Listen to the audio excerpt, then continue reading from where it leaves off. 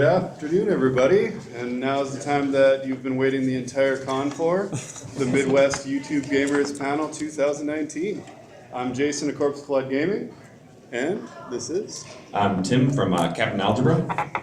I am Musty Hobbit from the channel Second Breakfast. I'm Chris Pico, I'm the old-ass retro gamer. My name's Taylor, I'm from the RisingBluePhoenix YouTube channel. And I am Church from the Game Grinder. Yeah! Well, guys, why does our opinion matter? Hey, Tony. Do we really know what we're talking about? And who the hell are we? Yeah, so you might be wondering, who are these guys? We're not like angry video game nerds, so to our credibility, it doesn't take a huge YouTube channel to know a little bit about YouTube. So combined, all of us together, we have 22 years of experience doing YouTube. None of us have been doing this less than 3 years. Combined views, we have 400,000 views, 1,600 videos, and total combined subscribers, 5,000. So we know a little bit. Not bad. So hear a little about us. We're curious to know who here in the audience has a YouTube channel or is looking to start one. Right on. About 50-50. So, Anyone looking to start one? Yeah, who here is looking to start one? Okay. So, help you out. Yeah, I can talk a little bit about the minimum requirements you would need to start your own channel. It doesn't take much. You could basically just use your cell phone that you have in your pocket. It has usually the new ones have a decent camera, records very good audio, and it uploads directly from your phone to the internet. It's not a big deal. It's easy. You can even find editing software for your phone, all the way up to the higher end stuff where you could buy a DSLR, spend thousands of dollars. Not required usually unless you want to go professional, but it helps. And a decent computer with a decent webcam could do. That's exactly what I use. Mic, lighting, desk lamps work just fine, depending, as long as they're not pointed right at your camera. And a decent editing software program will do. A lot of computers come with them built in. You can get them on Humble Bundle, according to Musty here. During the wintertime, they sell them pretty cheap. Sony Vegas is a commonly used one. Vegas is what I use, and Humble Bundle the last 2 Decembers has done a deal for $20, and it's an entire it's an $800 set of software, and it works wonderfully. Macs usually come with iMovie, which I've used a little bit. It's pretty good. I use Final Cut Pro now. Not legal. And the one that commonly is used now is Adobe Premiere for the PCs. That seems to be the standard everywhere, even including in Hollywood. So it doesn't take much. Just start filming things with whatever you have available. Yeah, I think one of the biggest things, a lot of people, we talk about the equipment you need. The biggest thing that you need to start a YouTube channel is an idea. And you'll find, and if you've watched your share of YouTube, like I'm sure that all of us have before we got into it, everyone is doing something. There's a lot of people who do exactly the same thing. And so what I would encourage you to do is find something that you are particularly passionate about or savvy about, because generally speaking, people can identify a lack of authenticity. And so if you're just doing content for the sake of fitting into a niche that somebody else does, but you're not in on it, people are going to see that. And it's probably not going to come across well on video. Having that idea that drives you is something that will also help your own motivation to create the content itself. You will see that at the outset, right, that you want to be making stuff that you believe in, and that'll make sure that you're looking forward to making that next video. You're looking forward to getting in front of the camera and editing, because all of that process takes drive. It's not something that just happens automatically, and I think everyone on the panel here will say that, it takes effort, and being passionate about what you do just helps with that motivation.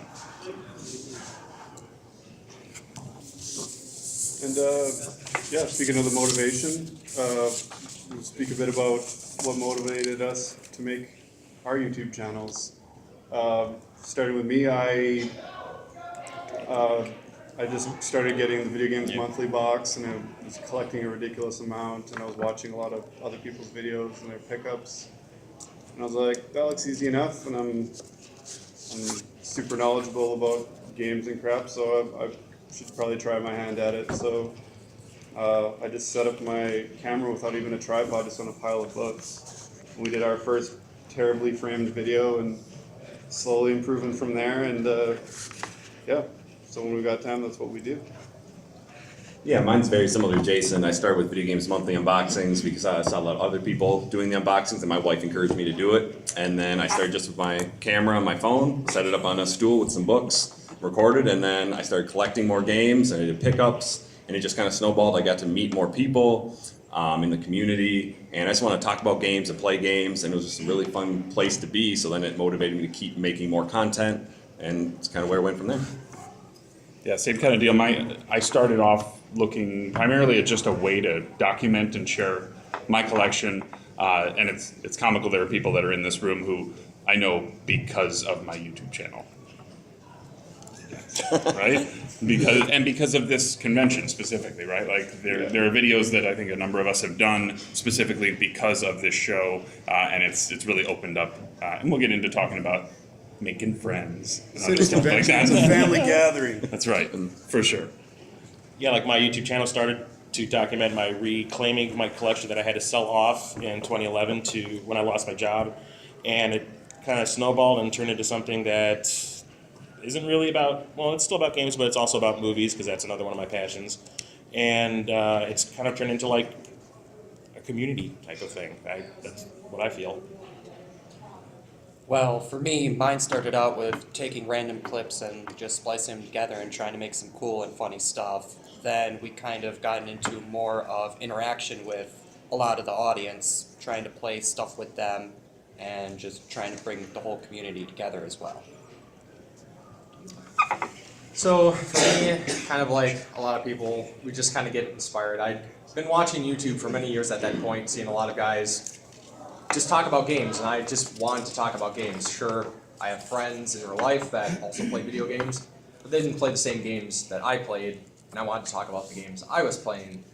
So seeing other people like 8-Bit Eric and Alpha Omega Sin, guys who just set up a camera, just talked vlog style, I was like, I can do that, and that's what I've pretty much been doing since then. Yeah, definitely. It's all about building community and meeting more like-minded and similar people to yourself who are just as passionate about games, especially, being from like a small town. I meet nobody who likes games as much as I do. They might like one game as much as I like gaming, but that's about it. So it was definitely more about like networking and making friends. And first way to do that was to to get noticed, join groups and stuff like that. And yeah, we'll give you some tips on how to get noticed. First of all, I think the best thing to do is to select the kind of content that best suits you, and go from there. I can talk about this. I can talk about this. Yeah, I mentioned the idea concept, right? And when a lot of us, maybe not us specifically, but a lot of people look at getting into YouTube, you just want to talk about video games. And video games is a broad topic. If you look at every single one of the rooms on this floor, and then you look at the rooms upstairs, like there is such a diverse thing that we lump into video games. So one of the things that you can really do, and I know Taylor, you were talking about like finding, you had a term for niche, like finding a niche audience. So you got to kind of figure out what that audience is. What do you care about? Do you care about JRPGs? Are you into platformers or shmups? Or could you do your YouTube channel about any one genre instead of trying to cater to everything? And so that can be one way of really finding a target audience before trying to get the masses, because the masses are going to ignore a lot of channels that are just trying to blanket everything all at once. But some of that also leads to like another major component of getting noticed is actually how you brand your video, how you put the description, and those sorts of things. So I think you have some suggestions on Taylor here has some suggestions on kind of refining that to make it something that is more noticeable. So one of the first things that most people are going to be looking for is definitely how your thumbnail looks. That is going to be the first thing that they see and they're going to want to click on, and that is going to be your best bet on getting people to click. And most people have an attention span, I would say, of about 5 to 8 seconds in the beginning of the video. If it doesn't keep their attention, most people are just going to click on a different video that they see in the recommended bar. So try to make your first 5 to 8 seconds as attention grabbing as you can. If you guys are going to be doing an intro, don't make it super long would be definitely my suggestion to you guys. Try to keep it below 5 seconds or put a funny clip in beginning and then your intro and then go from there. The description as well, the how YouTube kind of does their metadata, they take from your descriptions, your little tags that you can put in there, and your titles, and they blend it all together. So if you say, this is the most awesome game out there, and there's nothing really to help support that, YouTube is just not going to be very thrilled with it, and it's going to be harder for that video to get traction. Like if you do like Super Mario Bros. World 1, Level 1, and your tags also have that as well, and you got that as your title and you got that in your description, it's most likely to get into people's recommended or their search as well. Does anybody else have any kind of things with that as well? Anything that they noticed? I don't know that I did. Do you want to talk about some of the other resources that can help kind of surface like what the best people are doing out there? I know a lot of people are using TubeBuddy. It is a free program, but they also got other things where you can do like $2 a month, $5 a month, $10 a month, and it is really useful because you could do keyword research where you could see, like if you put in, like I said before, Mario Bros or whatever, you could see how many other people are doing it, where your video is going to rank all together. So when you type it in, you'll see like, oh, you're 5th, and it'll tell you that you're 5th and let you kind of know. And it gives you other ideas and other tags that may be useful as well, along with the fact that they do also have, what am I thinking of? Pretty much, they got a thumbnail.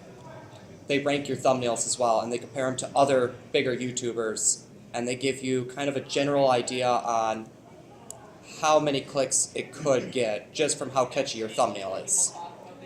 There is Morning Fame. I do not have a lot of experience with it, but it's very close to TubeBuddy, and they do have like milestone achievements and stuff as well. It is a free program, so I would say definitely if you guys are starting, try the free programs out. If you guys like it, then I would say maybe go for like the $2 and then maybe go up from there. So Right. Another thing you do is just create recurring content. If you just kind of throw random videos up there all the time, it's gonna be hard to keep an audience, and you're gonna be grabbing people from all over. You're not gonna grow really well. So like me, like the first day of the month, I've got my pickups for the previous month. A couple days later, a week later, I'm gonna get my Video Games Monthly box. That's coming out, and then I stream twice a week, Tuesdays and Fridays. So my audience knows they're gonna get that from me every single month, as well as some other random videos that I might put together. If I get mail from somebody, I'm gonna do a video for them to shout them out and stuff. And then also tentpole content for stuff like related to the time of the year. Halloween's a great time because there's so many good horror themed games or Halloween themed games that you can do a lot of stuff with. And it doesn't even have to be just like a let's play or stream. You can do a top 3 horror game, something like that. I'm a big Star Wars fan, so last year I did, for May 4th, I did my top 3 Star Wars games. I'm going to do again something Star Wars related this year. Chris here, he's been doing the top 3 Tuesdays recently, and that's really cool. He asked for people to. What was that? No, keep going. He even asked, you can make a response video, but you don't have to do that every single week. Life gets in the way sometimes, but it's something to, help build that community too. And then they're fun videos to make, they're easy, and it helps get you noticed. And one thing I can't stress enough is you want to create unique work that is unique to you. Like when it comes to my channel, I'd like to mix the games with the movies, and I don't really see a whole lot of people doing that. I mean, my breadth is pretty small when it comes to like the channels that I can follow and all that kind of stuff, but I know that people seem to enjoy that stuff so far, so I keep doing it. and you want to keep tabs on the type of things that are like trending right now. Like a lot of people like to talk about their Switch or the new hot game that's just come out, like Resident Evil 2 remake or Sekiro or something like that. And you don't want to get lost in the shuffle of all these people that are basically doing the same kind of video. So I like to say mix it up, do different things, try experiment. It helps immensely to keep you in the limelight and make you stand out amongst the crowd. And another thing that really helps is when it helps build community, start doing collaboration videos with other YouTubers. There's small YouTubers, big YouTubers. I've found it very easy to get pretty much anybody that I've asked to collab because everyone wants to be part of the community, and it helps to share everyone's names out there and introduce other people to new channels they might not have seen before. And it's a lot of fun on top of that. So, and I've made a lot of friends because of it. And many of us are up here as a result of that. Yeah, definitely. Putting your own unique stamp on stuff is a good way to, definitely just stand out Yeah, from the crowd. one thing with collab videos too is a lot of you, sometimes things will just fall into your laps as a smaller YouTuber. I don't know how many people here follow the Angry Video Game Nerd, but you might have seen his most recent video, the Aladdin deck enhancer. And because he was working on that, he had the idea of pulling in some other content creators to just have a little cameo in his video. And some of those content creators, one of them in particular, Candy's Game Shrine, she only had, I think she was below 1,000 subscribers when he reached out to her and asked her to be in his video. So you never know if you're open to something like that. Good things can come your way. And J-Love got a big when she yeah, was J-Love. featured in that, she might not keep all those subscribers, but she gained like 600 subscribers just from being in that one video, just for a split second, just for having her name in that description, and that's pretty cool. Yeah, just awesome by association, for the most part, really. And then there's plenty of other ways to build the community besides, like we mentioned earlier, doing like response videos. That's the thing I like to do. Do like a discussion topic, and then encourage at the end of the video other people to do their own version, a response or something like that. There's plenty of other ways to build a community as well. I think Taylor's got some stuff to say. One of the best ways to do that is, in my opinion, have like a question of the day, like, what is your favorite Super Nintendo game? Or something in the line of that, and try to have a nice civil conversation along with the fact. And your favorite comment, you're going to want to pin them, because a lot of people are going to be, I want to be on the very top of the comment section. Everyone says first. Those aren't going to get pinned. I'm sorry. We delete those. Also, milestone celebrations. That is one of the best things you can do. Like 500 subscribers, do a special Q&A, or you see all those Draw My Lifes, or they do something special like top 10 somethings. Well, I just did one when I had my 5-year anniversary. I had a big live stream event, which was nice. And I was going to say, trying to get ideas is very hard. Don't do anything like I did, like doing a 36-hour stream or doing something ridiculous in the line of that, because you will regret it later. Just saying. Discord is definitely another good place to be looking. It's got a lot of stuff you could do, like you can have special bots where people can play games, people can earn tokens. If you do streams, you can transfer those tokens from a stream or from a video, and you can bring them over to Discord or vice versa, so people can keep playing games in the line of that. And you could tell people, like, I'm going live, I posted a video. It's a good place to talk with a lot of other people as well, and definitely try to be making more friends. So it's free. I definitely recommend you guys giving it a jolly good romp. So definitely another one thing too is, if you're going to be making videos and other stuff like that, you also got to remember what your audience is. Like if they're going to be like at the age of 10 and stuff, you also got to figure out what you're going to be deeming as appropriate and inappropriate. I know a lot of parents aren't going to want to hear or see their kids listening to a lot of bad words or anything on a video. It's kind of a turn off for a lot of parents, and well, that's very understandable why. So yeah, that's pretty much all I got on that end. There you go, buddy. So, especially when starting out, there's a thing that you will see in a lot of places where people will share videos, where people are allowed to just share their videos. You'll see this thing, people saying, sub for sub. I'm going to post the link to my channel, sub to me, I'll sub to you. Don't do that. Never do that. That's gonna go nowhere. But at the same time, you want to get involved with other content creators. Follow the big people, follow the people you like, but especially in the kind of content that you're looking at creating, follow other YouTubers that are doing the same thing. It's a great way to get involved in a community of YouTubers. All of these guys, pretty much that's exactly how I met them. We were doing similar videos, we started watching each other's content, became friends with them. I don't watch their videos just because they watch my videos. I watch, that's might have how it started out in a second. I was like, oh, I'm gonna check out this guy thing. He commented on my video, so I'm gonna check out his channel. And things grown into friendships, and here we are years later, we're all friends. Now it's love. Exactly.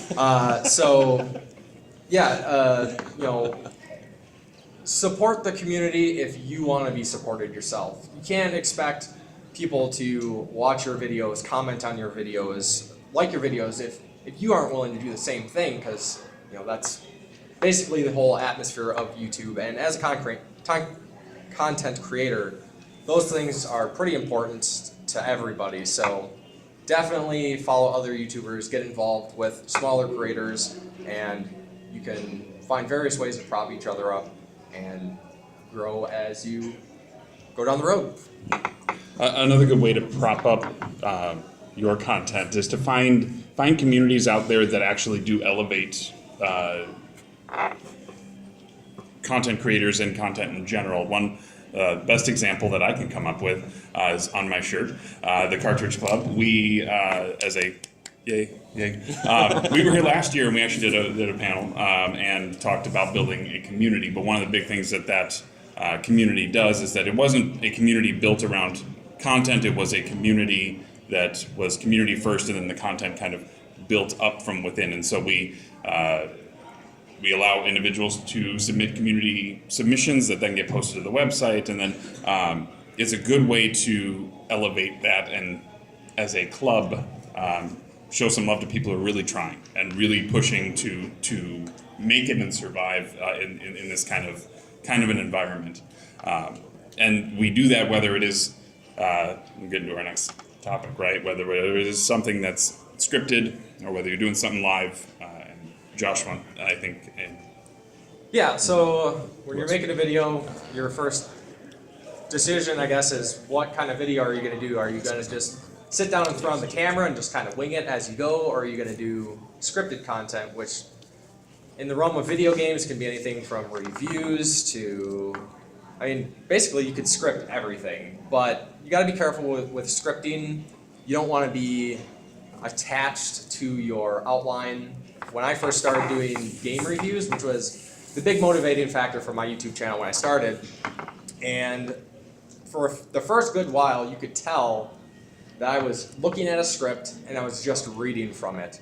And it kind of worked, but eventually I learned to better outline things. Don't rely on that script word from word, but scripted content can be kind of what you want to make of it, I guess. Like I said, for me, I just did reviews mostly. Pickup videos, things like that, I just do off the cuff. And I think that's a lot of what Chris does. Yeah, because when I try to script things, am I reading off a script? I sound like a robot no matter how hard I try.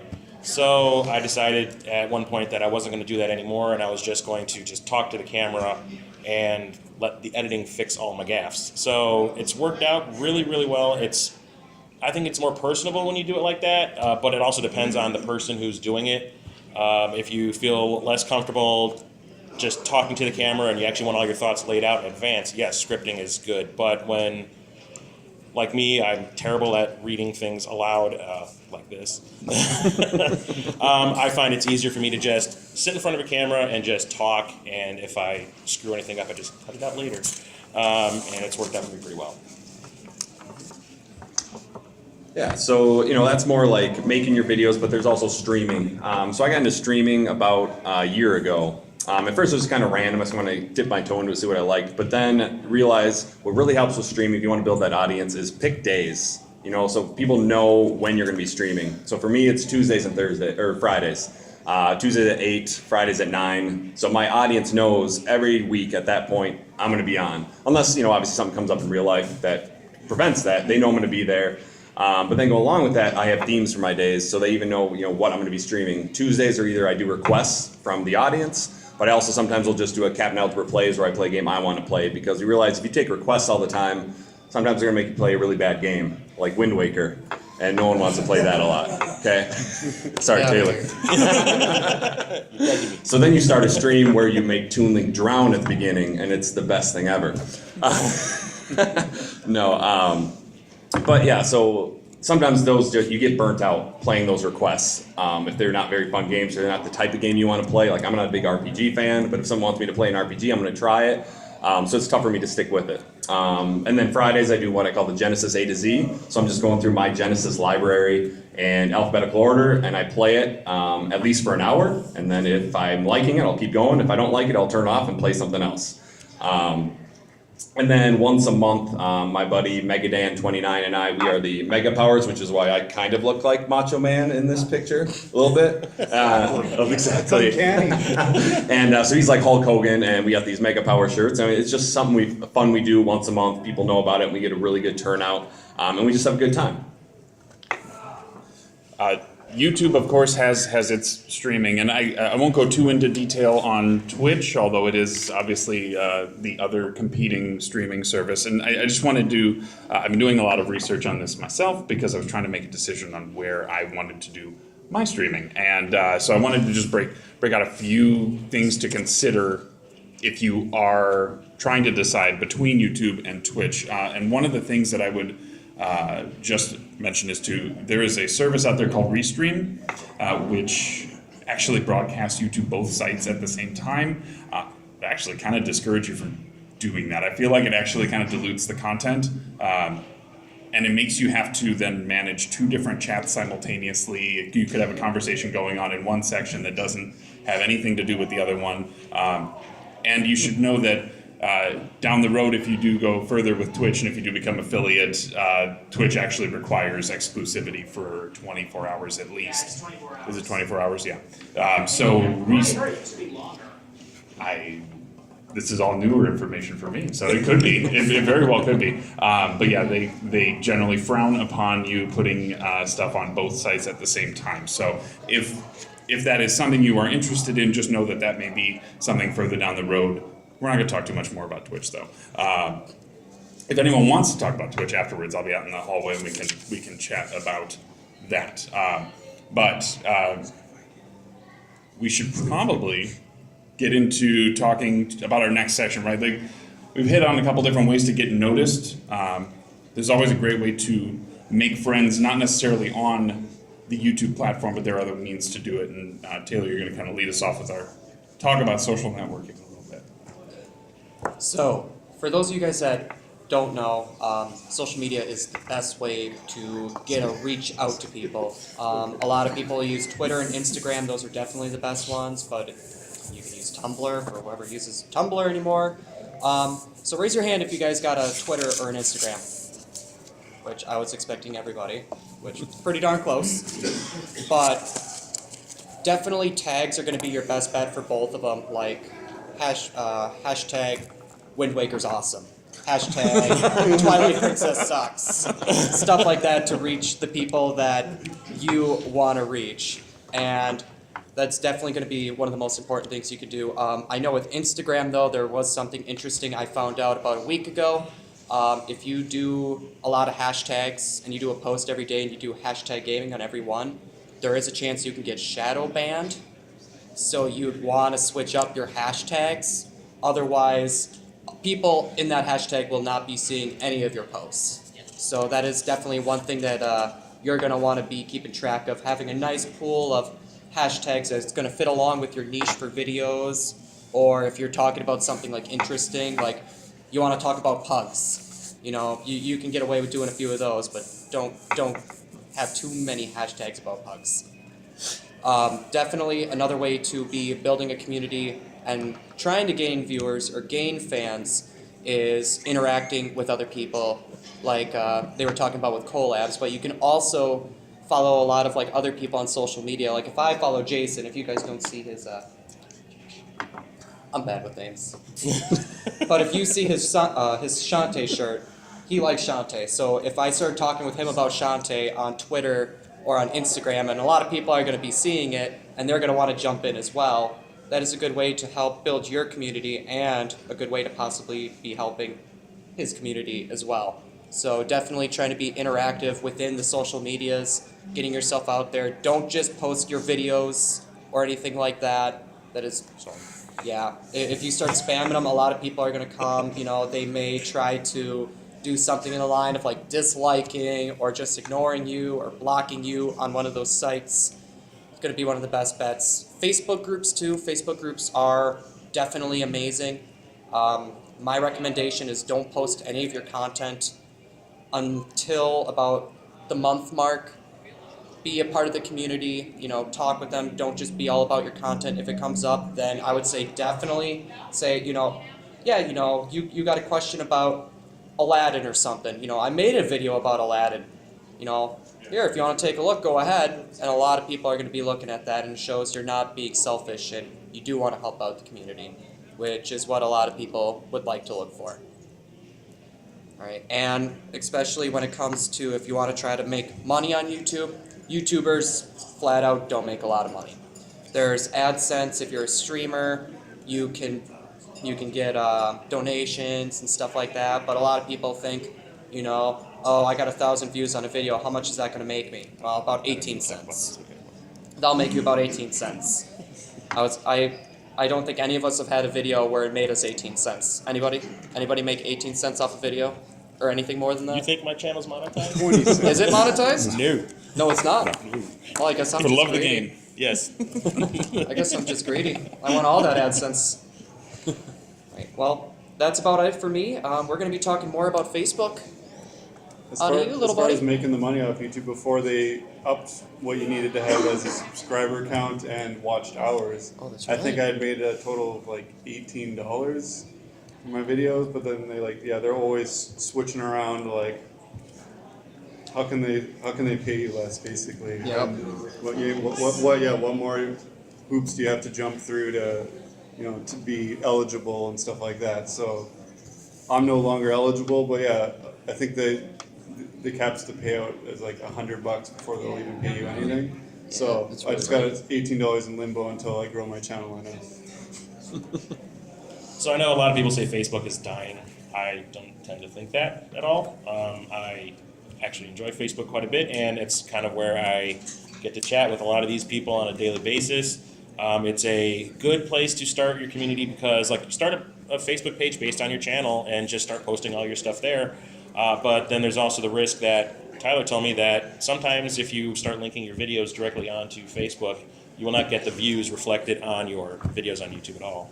So there's like a risk there that you might not be getting the views you want. So I would recommend that maybe post your video link directly onto your Facebook page and not do what I do a lot and spam every single group I'm in because you're going to get noticed as a spammer, and yeah, that's kind of something I need to I got 20 rid myself of notifications. doing. Christmas have a new video. Yeah, but sometimes it's also a necessary evil. People just want to get their content seen, so it's also a good way to do that, even though you might get a negative connotation from that.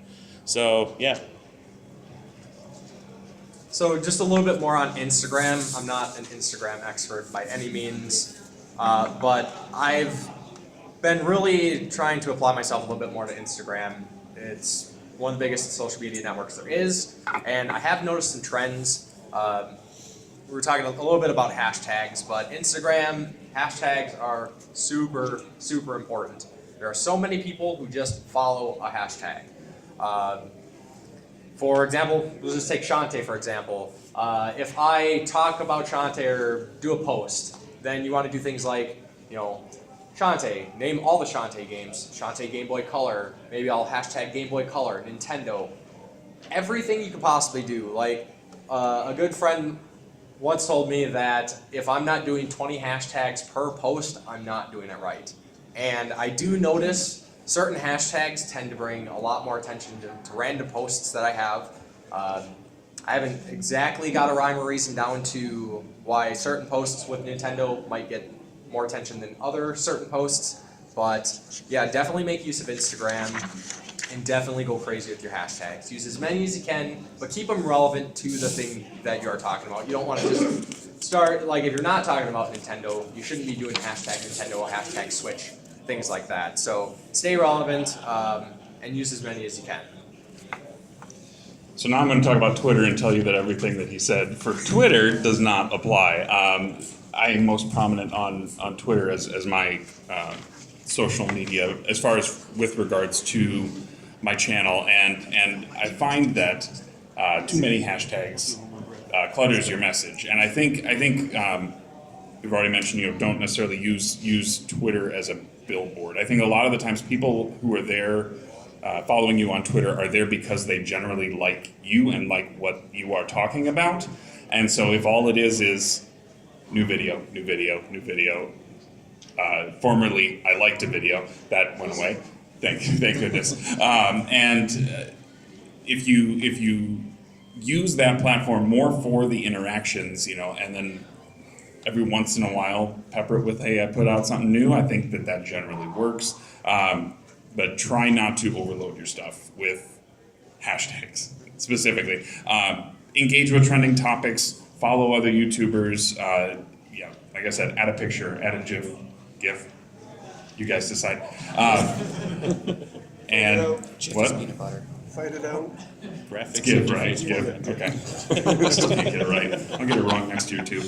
But the big thing, last thing on Twitter is that it's not a very searchable platform. Your content what you do on Twitter gets pushed out because people interact with it, because people like it, because people retweet it. It's not because people are searching for Shantae necessarily on Twitter. Other platforms certainly have different angles there, but that's about all I've got on Twitter itself. Okay. Well, we've talked about all the other platforms, and they're basically just stepping stones of how to thrive on YouTube. There's also other ways on YouTube to thrive on YouTube. We'll talk a bit about that. First thing, you want to make sure you avoid burnout and take care of yourself, right? I mean, it's fun to have the channel, but you yourself comes first. And so don't try to do too much at first. Create a realistic schedule, start out slow and just build it slowly and eventually get to where you want to be. Otherwise, you will get to some burnout, and that can end up being pretty bad for, depending on how bad it gets. I'm gonna go. Yeah, for sure. So burnout is real, and it is something that hits a lot of people differently, but it's good to be preemptive on this. Don't wait until you're dead to take a day off. If you need a break, take it. Some of the ways that you can do that is to buffer your content. What I mean is to plan far enough ahead that if you needed to take a day where you're not editing or not filming, that you can do that. And it won't hurt your schedule that you're trying to adhere to. But the important thing is to keep yourself in good health. It comes down to me, myself. Will tell you a really quick live story here, that back in October, I decided to take a little bit of a break. I really didn't say a whole lot about it, and I really, even to this point, haven't surfaced all of it, so exclusive. I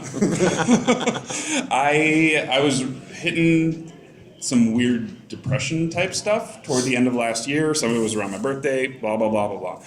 But I had moved last summer, and I think a lot of that was starting to weigh on me because I was trying to push hard to keep going. Sought some help. Counseling is a good thing. And I would encourage any of you to just seek out that kind of stuff if you're ever feeling like that. This community as a whole, YouTube, all of the social platforms, we're all friends here. We're all, support groups. And it's something where people will wait for your content. People like to see your content, and people will understand if you need to take time away. But yeah, that's most audiences. If your audiences isn't going to understand that, then they probably weren't a great audience to start. But Yeah, and then even as a streamer, I take days off here and there. When I stream twice a week, plus having my day job, it can get pretty tough and get burned out quickly. So there's days I'll post on Twitter in the morning like, hey guys, stream is canceled. And the audience is receptive, they understand, they're gonna be there for your next one. And unlike like Musty said, if they're not going to be, then you didn't really want them as your audience anyways. Another big thing is have a good support structure. There's a group of friends that I talked to, we met on YouTube, but we have this app called Boxer. It's like a walkie-talkie app. You basically talk into it, and we talk all day long on Boxer. And it's mostly not about YouTube. You know, we just talk about our lives and what we're doing. Bashing Wind Waker is always fun. But yeah, and we're there for each other. You know, I had a bad day. I mentioned Megadan. I boxed him, and we just chatted about it, and it just helps. You know, so we're basically like family. You know, we call each other family now. We're not just friends, and it's just good to have that there. You know, other creators who understand what you're going through. And they're there for you when you need it. And again, same thing with these guys. You know, we talk a lot too. And it's just, it doesn't have to be about YouTube, doesn't have to be about games. It can be about anything that just helps you stay level and down to earth and can help prevent that burnout. I guess never mind, sorry. Life finds a way too. So like I mentioned, you know, day job, I'm an 8th grade math teacher. And so with all the planning that goes into that, but I also have a 17-month-old and a 3-month-old daughter at home. And so basically, you know, I get up at 5:30 in the morning, I teach all day, I take care of my kids at night, and then it's, thank you. And then you get, after you put the kids to bed, well then it's, I gotta clean, I gotta actually eat dinner probably at some point, and then all of a sudden it's midnight and I gotta go to bed, get 4 hours of sleep and get up and do it all over again. Plus, do my YouTube channel.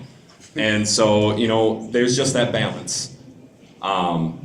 So just, you know, for me, it's just a hobby. I get to YouTube when I get a chance, but I know where my priorities lie, and if my daughters need me, that's where I'm gonna be instead of focusing on a YouTube channel. You know, if I miss a week, I miss a week. You know, I'll be back when I get a chance. I can add a hefty amount to that.